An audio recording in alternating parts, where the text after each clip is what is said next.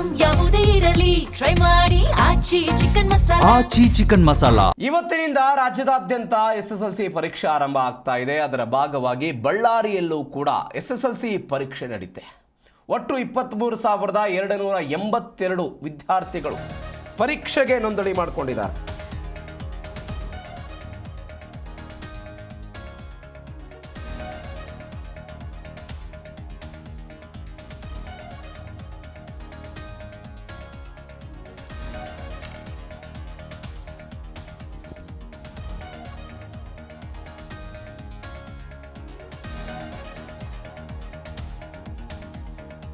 ಇಡೀ ರಾಜ್ಯದಾದ್ಯಂತ ಇವತ್ತಿನಿಂದ ಏಪ್ರಿಲ್ 2ರವರೆಗೆ SSLC ಪರೀಕ್ಷೆಗಳು ಶುರುವಾಗ್ತಾ ಇರೋದು.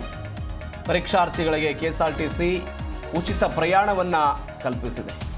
ಪರೀಕ್ಷೆ ಸುಗಮವಾಗಿ ನಡೆಯಬೇಕು ಅನ್ನೋ ಕಾರಣಕ್ಕಾಗಿ ಶಿಕ್ಷಣ ಇಲಾಖೆ ಸಂಪೂರ್ಣ ಸಿದ್ಧತೆಯನ್ನು ಮಾಡಿಕೊಂಡಿದೆ. ಬಳ್ಳಾರಿಯಲ್ಲೂ ಕೂಡ SSLC ಪರೀಕ್ಷೆ ಆರಂಭ ಆಗ್ತಾ ಇರೋದು. ಜಿಲ್ಲೆಯಲ್ಲಿ ಒಟ್ಟು 23,282 ವಿದ್ಯಾರ್ಥಿಗಳು ಪರೀಕ್ಷೆಗೆ ನೋಂದಣಿ ಮಾಡಿಕೊಂಡಿದ್ದಾರೆ. ಜಿಲ್ಲೆಯಲ್ಲಿ 65 ಪರೀಕ್ಷಾ ಕೇಂದ್ರಗಳಲ್ಲಿ ಪರೀಕ್ಷೆ ನಡೆಯುತ್ತೆ. ಅಕ್ರಮ ತಡೆಗೆ CCTV ನಿಗಾ ಇದೆ. ಕಠಿಣ ಕ್ರಮದ ಎಚ್ಚರಿಕೆಯನ್ನು ಕೊಟ್ಟಿದ್ದಾರೆ. ಎಲ್ಲ ಸಿದ್ಧತೆಗಳು ಕೂಡ ಬಳ್ಳಾರಿಯಲ್ಲಾಗಿರೋದು. ರೆಗ್ಯುಲರ್, ಖಾಸಗಿ ಹಾಗೂ ಪುನರಾವರ್ತಿತ ವಿದ್ಯಾರ್ಥಿಗಳಿಗೂ ಕೂಡ ಪರೀಕ್ಷೆಗೆ ಸಜ್ಜಾಗಿದ್ದಾರೆ. ಇದು SSLC ಪರೀಕ್ಷೆ 1. ಇದು ಅಕ್ರಮ ತಡೆಗಾಗಿ ಎಲ್ಲ ಪರೀಕ್ಷಾ ಕೇಂದ್ರಗಳಲ್ಲಿ CCTV ನಿಗಾ ಇರುತ್ತೆ. ಅದನ್ನು ಜಿಲ್ಲಾ ಕೇಂದ್ರಗಳಲ್ಲಿ ವೆಬ್ಕಾಸ್ಟಿಂಗ್ ಮಾಡಲಾಗುತ್ತೆ. ಮತ್ತೊಂದು ಕಡೆ ಪರೀಕ್ಷಾರ್ಥಿಗಳು ಗ್ರಾಮಾಂತರ ಪ್ರದೇಶಗಳಿಂದ ತಾಲೂಕಾ ಮಟ್ಟದಲ್ಲಿ ಅಥವಾ ಪರೀಕ್ಷಾ ಕೇಂದ್ರಗಳಿಗೆ ಹೋಗೋದಕ್ಕೆ KSRTCಯಲ್ಲಿ ಹಾಲ್ ಟಿಕೆಟನ್ನು ತೋರಿಸಿದರೆ ಉಚಿತ ಪ್ರಯಾಣದ ಅವಕಾಶವನ್ನು ಕೂಡ ಕಲ್ಪಿಸಲಾಗಿದೆ. 25-26ನೇ ಸಾಲಿನ SSLC ಪರೀಕ್ಷೆಗೆ ಬಳ್ಳಾರಿ ಜಿಲ್ಲೆಯಲ್ಲಿ ಎಲ್ಲ ಪೂರ್ವ ಸಿದ್ಧತೆಗಳನ್ನು ಮಾಡ್ಕೊಂಡಿದ್ದೀವಿ ಸರ್. ಇದರಲ್ಲಿ 65 ಕೇಂದ್ರಗಳಲ್ಲಿ ಪರೀಕ್ಷೆ ನಡೀತದೆ ಸರ್. ಒಟ್ಟು CCERF ಅಂದರೆ ರೆಗ್ಯುಲರ್ಸ್ ಫ್ರೆಶ್ನವರು 19,733 ಮಕ್ಕಳು ಎಕ್ಸಾಮ್ ತೊಗೊಂಡಿದ್ದಾರೆ ಸರ್.